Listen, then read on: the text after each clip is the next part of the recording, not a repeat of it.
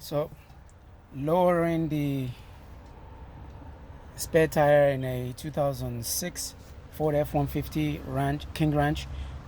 This would apply to most of the F150 anyways. In order to change the tire, the key thing is locating the instrument for lowering the spare tire, which resides underneath the bed in the rear. So this usually is in the bottom of your rear seat. So once you raise your seat up, you will find this here.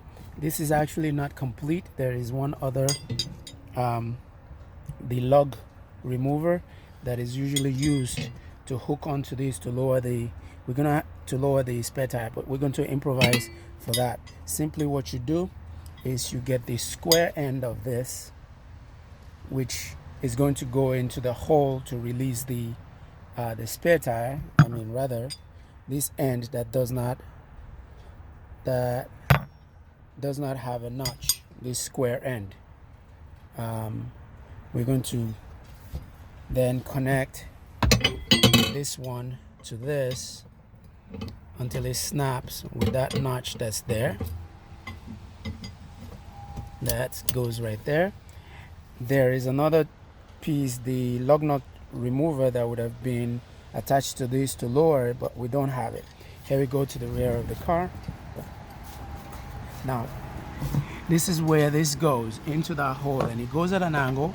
And if you put it in right above the tire, and you're going to have to feel your way around this until you can get that into the right groove of where it lowers. And I have gotten that groove there, and it's latched on there. So the point here is we want to lower the tire until we are able to remove that butterfly knot, that big butterfly knot thing that's holding the tire up, and we will slide that through the hole of the spare tire and then remove the tire. So this height is not high enough for us. We're going to jack the truck up so that we can have enough room underneath here to be able to get this up. So I'm going to set this up here. This way we have a continual